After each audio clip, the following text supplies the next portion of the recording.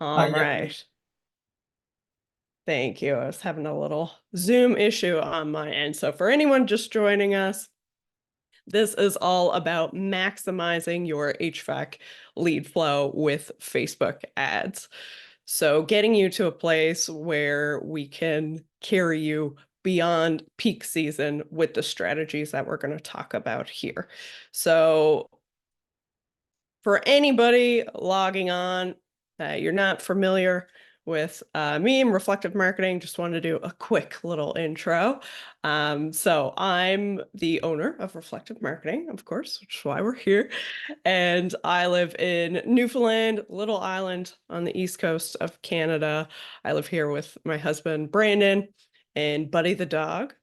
So we are big travelers, really important part of our life. And we actually just got back from a year of remote working, which was really, really exciting and fun. So this is us in France. And that's one of the beautiful things about entrepreneurship is allowing us to be able to do these kinds of things. So if you do get the pleasure of, if we do get the pleasure of meeting in person, I have been doing Muay Thai for about 15 years. Shane knows who's on the call. So happy to show you my head kicks sometime. Pretty impressive, not gonna lie.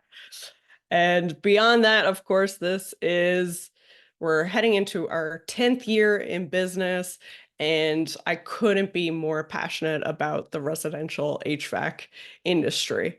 So growing up, my stepdad worked in residential construction, my dad's a realtor, and everything to do with homes has always been such a big part of my life. And I think in the HVAC industry, you're really helping people to live more comfortably, to save money. And this is one of the most exciting industries to be a part of.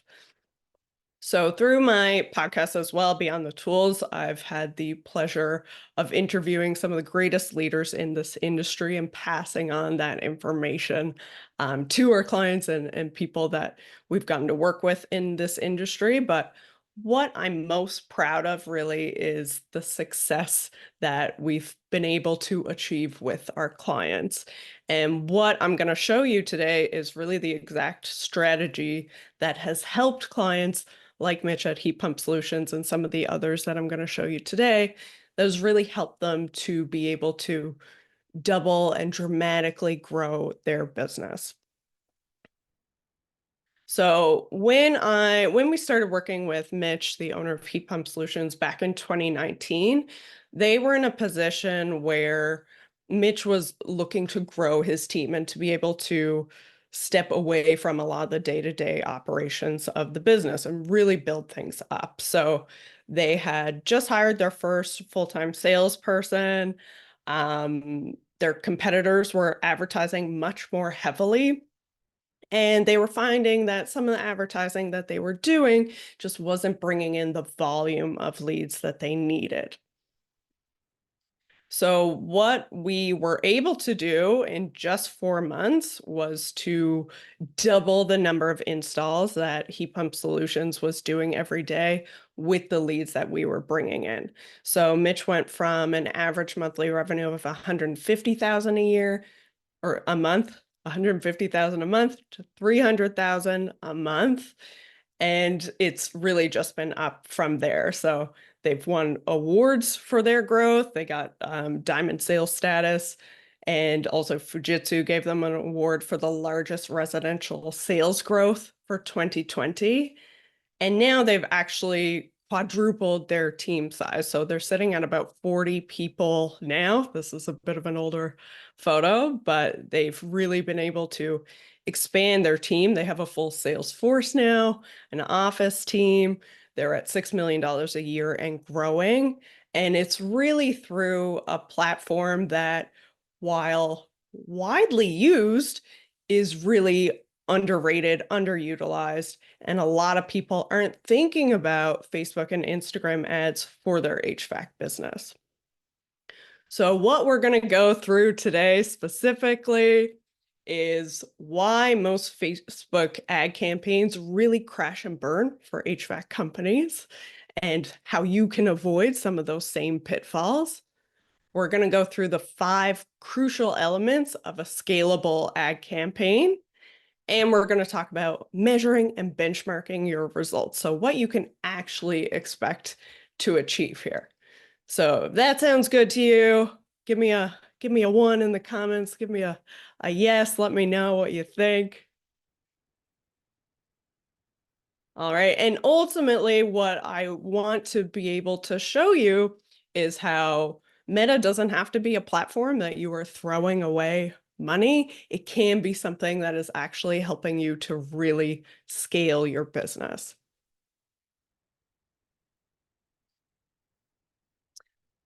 All right. So curious for anyone here, how many of you are running ads currently on Facebook and Instagram? Feel free to pop that in the chat. All right, awesome. Good to see all you guys here. So John says I have previously with no success. Pretty common story for sure. And if you guys have run ads before, what have been some of the issues or why aren't you continuing to do those consistently? Love to hear that. Okay, John says a lot of spam. Yep, pretty common issue. We often hear about, too many tire kickers on those platforms. Or maybe that, results get crazy expensive. A lot of people think it is a scam. Yeah, that can definitely happen. Absolutely. So these are all, while very frustrating, these are all very common challenges. And we hear this from HVAC business owners all the time, It's too much money, it doesn't work, tire kickers, difficult to navigate it. It doesn't work the same as, Google or some of these other channels. Inconsistent results. These are all very, very common issues. And what I want to give you today are some takeaways to be able to implement some ways to prevent some of these things, because a lot of these issues are very preventable. And some of it is just understanding some of the nuances of the platform and how things work. Awesome. So what we're going to go through today is really just the tip of the iceberg of what we're able to do with our system. No pitch here today. I'm going to make this very, very tangible and helpful for you guys, and really based on some real world examples of what's working right now. But what we're going to talk about is really focus on the attraction side of things and how we bring people in. Now, we all know that marketing, the sales are in the follow-up. So that's a really big, important piece that we're not going to have the time to get into today. But what I want to make sure is that everything on the front end, in terms of attracting those leads, is going to work really well for you. All right, so let's talk about the good, the bad, and the ugly of why most HVAC Facebook ad campaigns crash and burn, sadly. Okay. So we've worked with a lot of companies. I've probably analyzed hundreds of ad accounts, if not thousands. And some of the pitfalls that we see are very, very common. So too many offers. So having too many things going on, trying to get, all these different, very specific audiences, not having enough creative, having too much budget. Sometimes we get a little bit of success and we're like, okay, let's throw more money at it. But that doesn't always mean that it's going to scale in the same way. Not testing systematically, turning things off too early. So I had a mentor, Kat Howell, in the Facebook ad space, and she always used to joke about putting on your Facebook ads straitjacket, because you don't want to touch anything for the first 3, 4, 5 days that you've launched something on Facebook. And oftentimes I find people are doing campaigns that are only 4 or 5 days long, which is really not giving you that ability to see it through. Editing ads, we're going to talk about that. And expecting that the marketers, the people that you have running ads on other platforms, are going to be able to apply those same strategies to Facebook and Instagram. There are a lot of nuances in this platform that most people aren't aware of unless it's something that you're used to managing large budgets on this platform every day. So I wanted to share another real case study. This is a client we've been working with for 2 years. Olivia, she's the marketing manager at the Chill Brothers. They're in Houston, Texas. They're doing an amazing job. And when they came to us 2 years ago, they're really seeing a lot of these same challenges of inconsistent lead flow. They had a cost per lead that was really, really high and all over the place.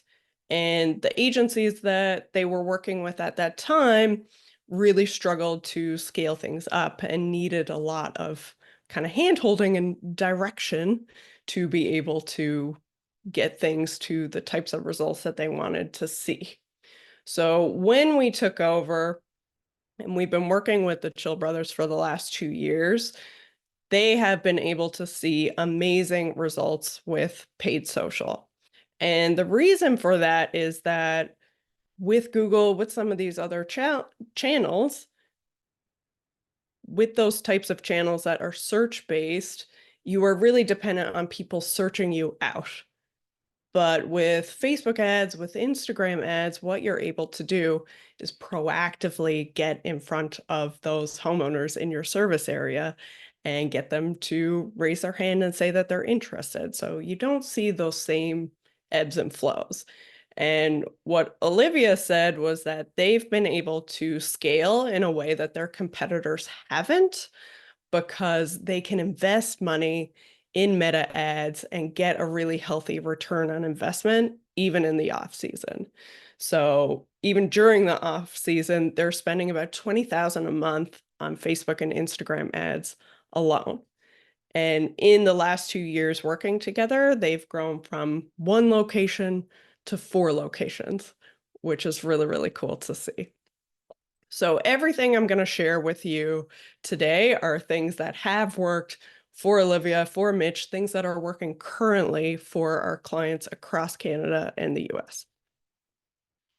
So to give you an example of some of these pitfalls that we see, so this is from a client's old ad account where they have different campaigns running at the same time, different lookalike audiences, interests, doing retargeting, all these different things. And their cost per lead was all over the place. So anywhere from, $126 all the way to $818 on average. So they were seeing a really, really high cost per lead from that. But what we've been able to do is reduce that cost by lead by 60% on average, which is significant. And as you can tell by this quick snapshot here, we're running 2 campaigns.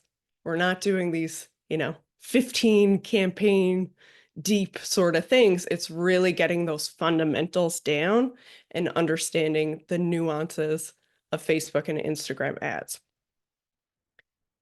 So let's get into the good stuff and what's actually working. I want to take you through the 5 crucial elements of a scalable ad campaign. So something that you can start small and then you can build that up to get you that consistent lead flow that you're looking for. All right, so we're going to go through each of these piece by piece. We're going to go through the offer, targeting, creative, pretty pictures, all that stuff, the form, and budget.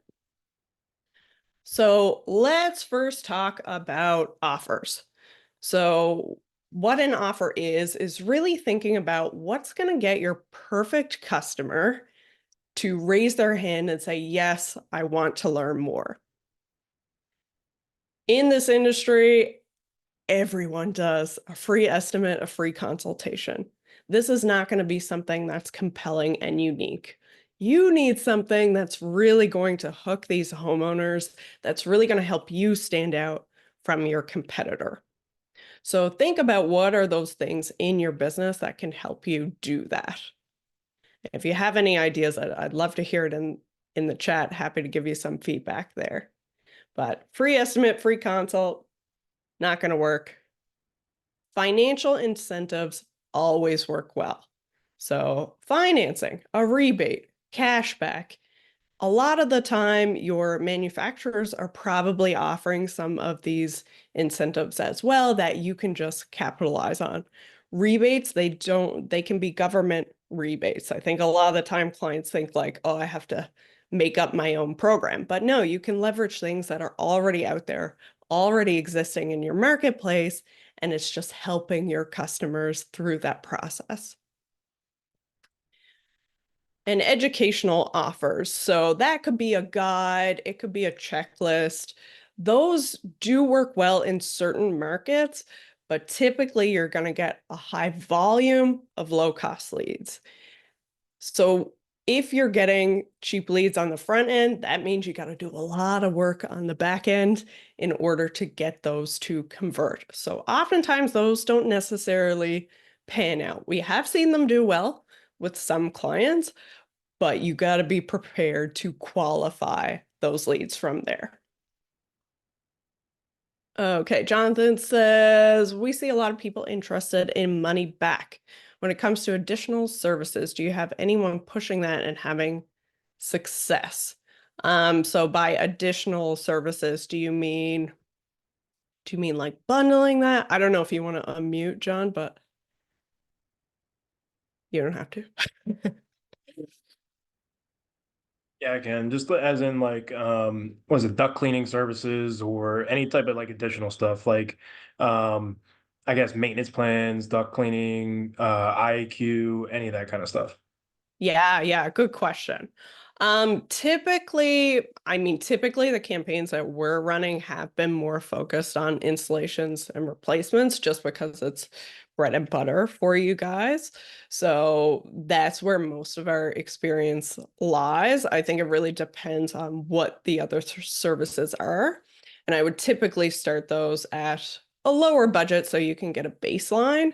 But same thing, like if those additional services have, yeah, if you have an introductory offer, so like, I don't know, $99 for your first duct cleaning or something like that. Or if there is something that may have financing or a low monthly payment, like that sort of thing too, same thing kind of applies, really. You can use that for that as well. Okay, yeah, I think that like mainly it was like to drive installs. Like you can say, hey, you get money back, or you can say, hey, this is a monthly, like low monthly payment that you can get. But Mm, say, for instance, you're like free duct cleaning with any installation of, you know what I mean? Something like that. You know what I mean? yeah. So I don't know if you've ever used that type of stuff before.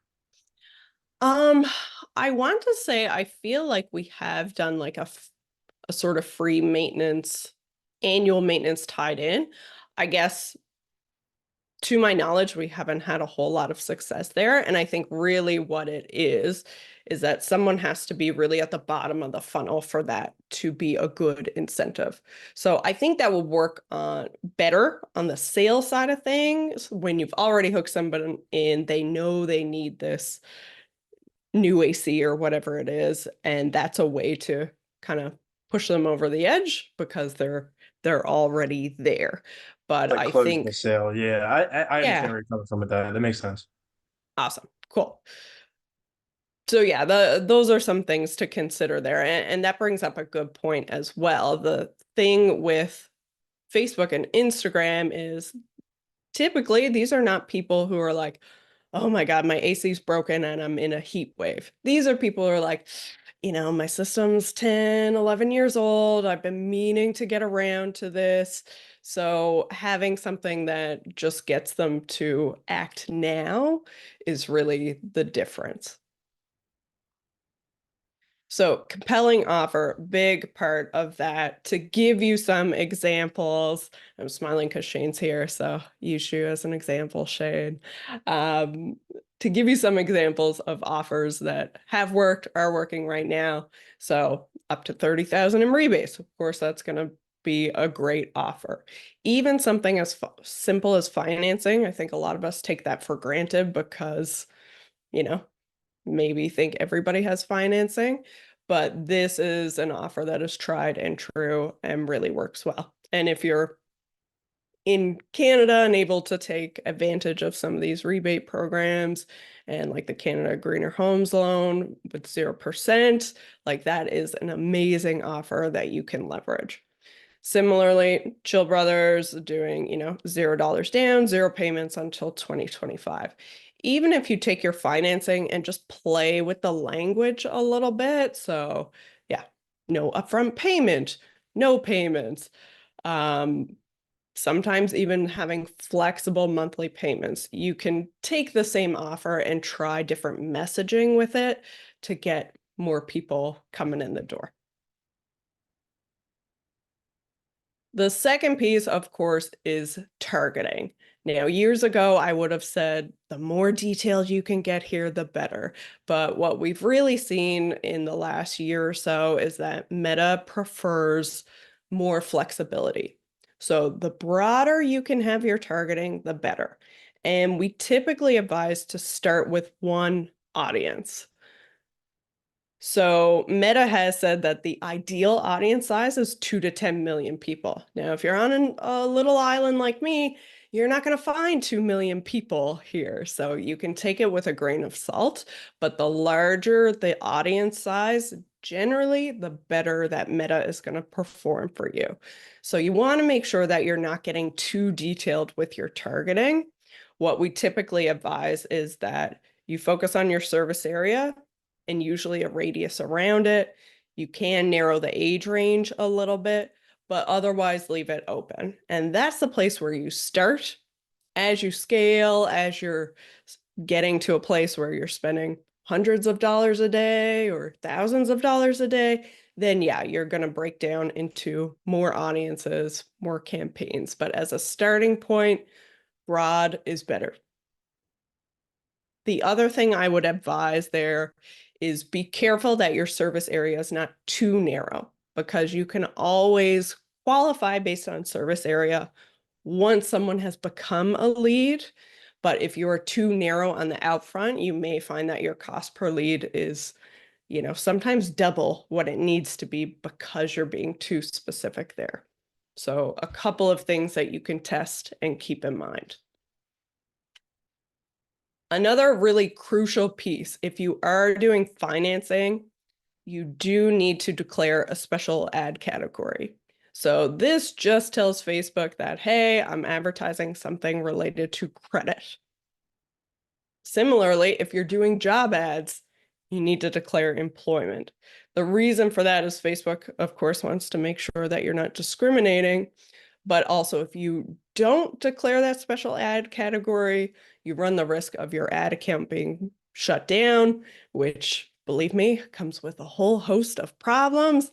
Nobody likes being in Facebook jail, so something to be aware of.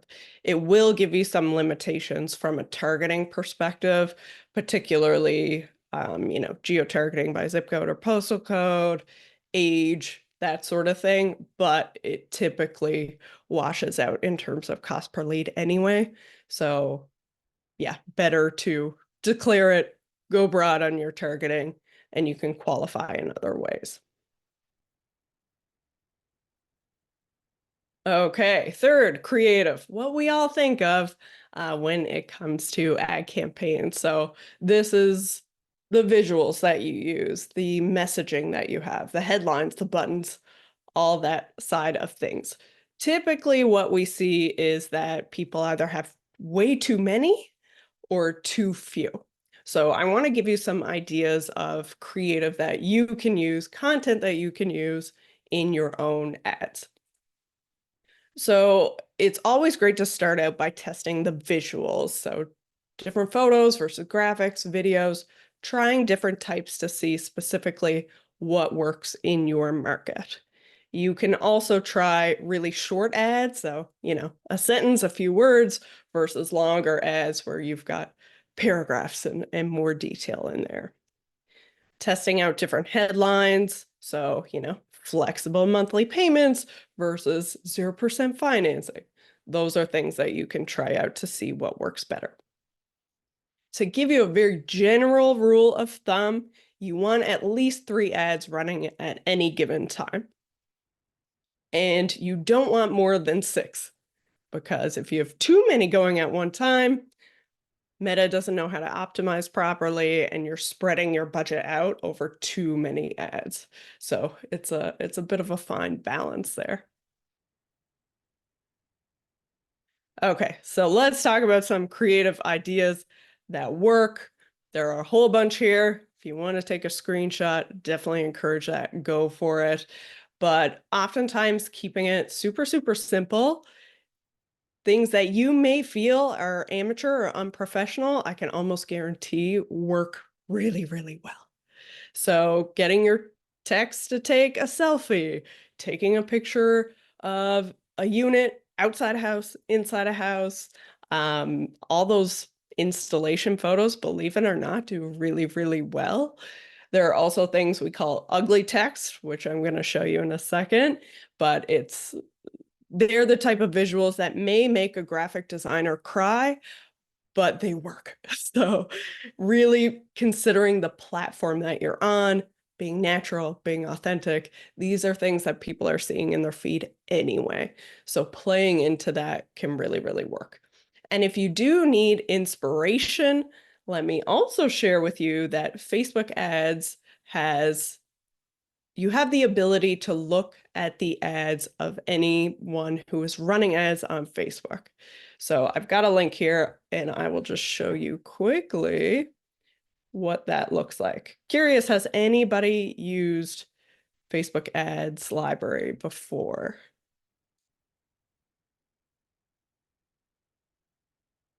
So I'll show you what this looks like. But you can go to Facebook ads, you can type in a keyword like air conditioning and the country you want to see, and this will show you ads of different companies that are running ads on Facebook and Instagram. Now, you don't get the data, you don't know what's actually performing and what's not, but typically if you see ads that were launched months ago, then they're probably working because that company has left that ad running. So success leaves clues, and that is one way that you can check what other companies are doing in your area.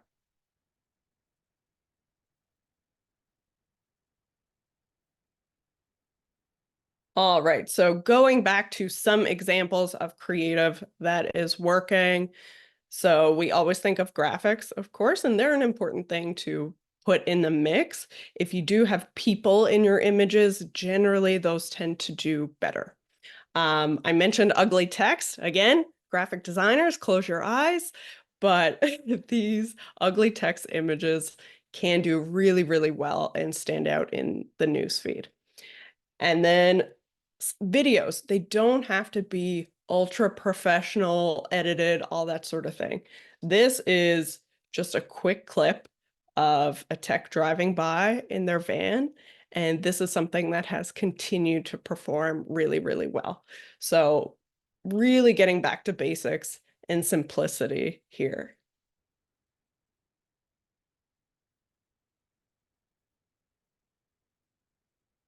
All right, the next piece, of course, is the form. So this is really where someone fills out all their information. And this is something that can really make or break your campaign. We all know that if you ask too few questions, you're gonna get a bunch of tire kickers, people that are, they're renting or they're totally out of your service area. These are obviously not the kind of leads that you want. But if you ask too many questions, you've got too many things on there, then you're going to lose a lot of opportunities because we all know nobody wants to fill out 10 questions on a form. So it's really important to strike a balance there. So what you should ask yourself is, what do you absolutely need to know to qualify a lead?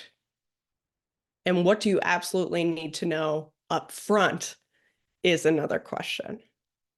So I'm curious, those of you attending live here, what are your thoughts on what are some of the things that you need to see up front? I'd say service area if they're the owner of the home, Yeah. and sometimes budget, but really, I don't really think that's a huge thing because then it deters people. Um, But other than that, I mean, really, you don't need to know much more than that and an address and their name. I mean, that's pretty much it, in my opinion. Yeah, yeah, I think you nailed it. So yeah, you want to balance the quality with the quantity of leads that you're going to get. So like John said there, name. Usually we like to stick with name, email, phone number in terms of contact. You can certainly ask, city, that sort of thing. A lot of people are not super comfortable giving their full address up front, so that is something to test. But even if you could get the city or town, postal code, zip code, certainly. And there are ways, like in our forms, we are typically highlighting a service area and asking people if their home is in that area. And yes, asking if they are the homeowner. Those things are, the basic need to know things. And you can start smaller. So name, email, phone, city, for example, maybe home ownership. And then based on the quality of leads that you're getting, you can adjust by asking more questions if you need to. But if you're starting at that level, you're most likely to strike that happy balance. When it comes to things like budget, that's really hard to ask for upfront, but definitely something that you can suss out on the phone when you've got the lead. So not necessarily something that you need upfront. So yeah, those are all spot on. Okay, and then budget. And this is definitely one of the more challenging pieces when it comes to advertising and figuring out what works. I either see companies that are spending way too little, so, $20 spread out over 2 weeks, not really going to get you very far. Or I'll see the opposite where they're spending thousands and thousands of dollars and not getting a significant lead flow or all these different problems. So you want to figure out where's a good place to start and how can you scale up from there. So the one place to start is to ask yourself, how much does it cost me to get a lead on average? If you don't know that number, that's okay. And we're going to go through some benchmarks in a second. But understanding on average, ballpark guess, how much is it going to cost you to get a lead? That can be a great place to start when it comes to figuring out your budget. So typically we want to do at least 2 times your daily lead costs. So you're giving Meta enough to play with to be able to get you a certain volume so that you can even judge if this is working or not. So starting at 2 to 3 times your daily lead cost, or sorry, starting at 2 to 3 times your average lead cost per day is a great place for your advertising budget to start. So let's say on average, your cost per lead was $50. What that would mean is that you want to start at spending probably about $100 a day, which would be roughly $3,000 a month, which is a really healthy budget to start with. Typically for our clients, we're saying to start with at least $2,500 a month. So you get enough lead flow coming in to really evaluate if it's working or not. And Meta will try to help you.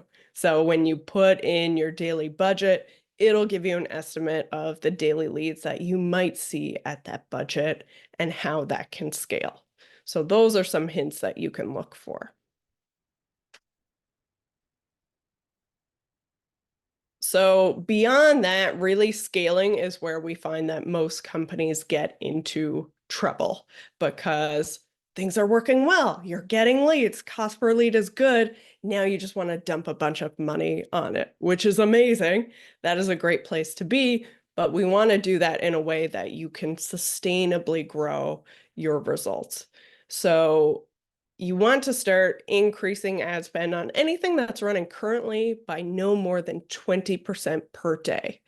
That keeps Meta's algorithms in loop. It's not so much that it sends things into total chaos. So just starting with those small incremental changes if you're running something already that is performing well. The other thing that you want to do if you're running something that's already performing well is that if you're making a more dramatic change, you want to duplicate that and make changes to the duplicate rather than editing what you have currently. Now, that may sound counterintuitive, but the reason for that is that if you suddenly double your daily budget, for example, if you've duplicated that and made the change to the new one, it gives you something to go back to.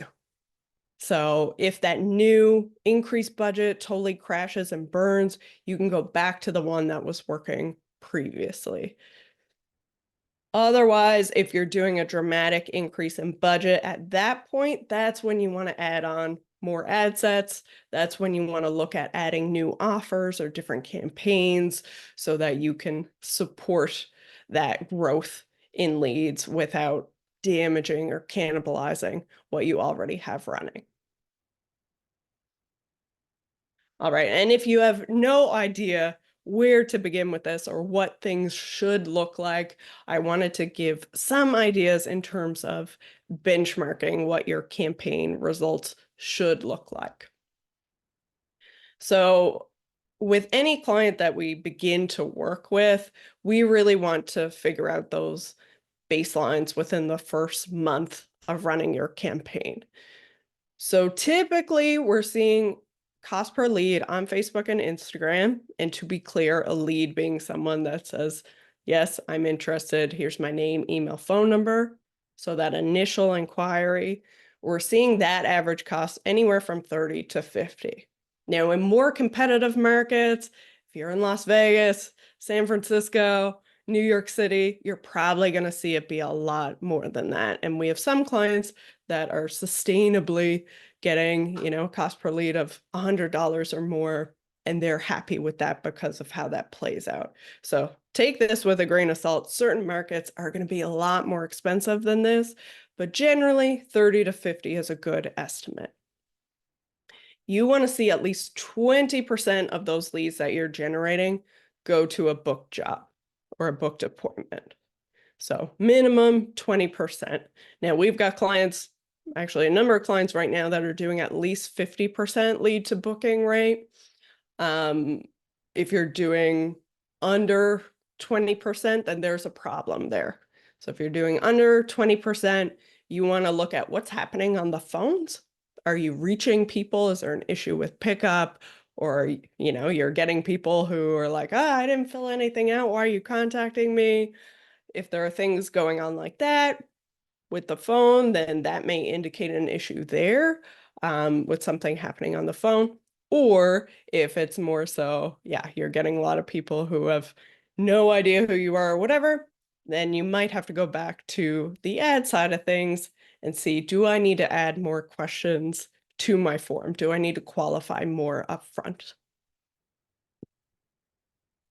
And then lastly, you want to look at your average cost per appointment or your average cost per book job. So generally our ceiling for that is $200. Typically want to be at 150 or less. Again, depends on the market, depends on how the numbers roll out in terms of sales value and all those sorts of things. But to give you a bit of a baseline, around $200. Under that is really where you want to be.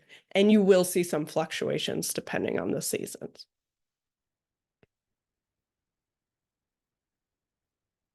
Okay, so with all of those things in place, you are in the right spot to have a very successful, scalable ad campaign from there. So with that, of course, the next piece of the puzzle is really getting to a place where you are consistently nurturing those leads. So to give you some baselines on that, let me pull this up as well. And when it comes to that booking percentage, most of your clients, are they using comfort salesman, or are they like the owners doing the calls? Like what's mainly like their success coming from? Yeah, great question, John. And certainly if anybody attending wants to chime in, go for it. But yeah, I would say the majority of our clients do have comfort advisors or salespeople. I know some larger organizations, they have a separate role of like an appointment setter or lead coordinator in some cases that are basically people in the office that are setting up that initial appointment. So they're qualifying, they're scheduling, and then somebody else is going out, a comfort advisor or whatever is going out to the home to do that piece.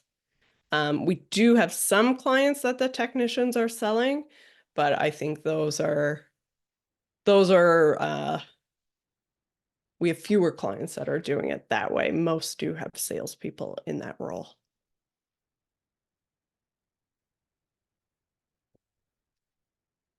Okay, and beyond the obvious, of course, you need to have people following up with your leads. You can do a lot of this with automation. So with our system, anytime a new lead comes in, they're getting an email, they're getting text messages right away so that you are nurturing that lead. You're getting to that lead as quickly as possible. And then it's really about calling. So of course, if you can get someone on the phone, your chances of getting them to an appointment, getting them to a sale are much, much higher. So trying to call within 5 minutes where possible, speed to lead has the highest conversion, the quicker you can make that happen.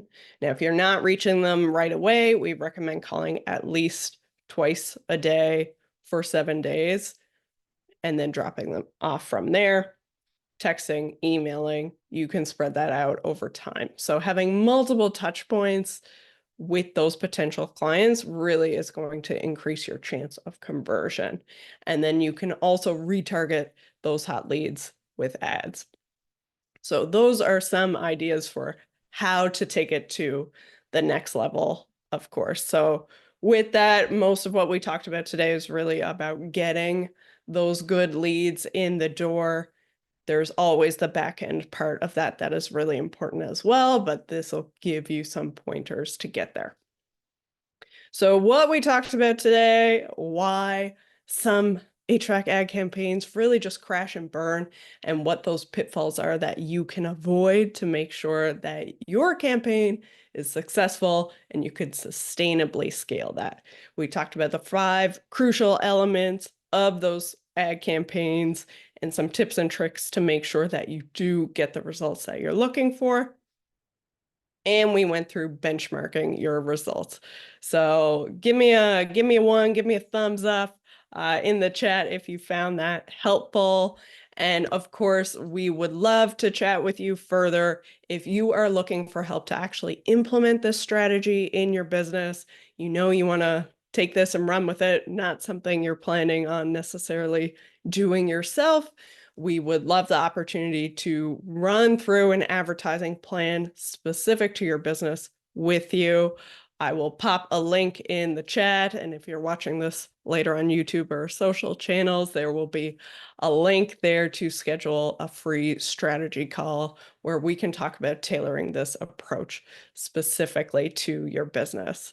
But thank you guys for tuning in. If anybody has any questions, we've got a little bit of time left. I'd love to dig into that, but otherwise, really appreciate you guys tuning in and spending the time with us to learn how you can sustainably grow your lead flow.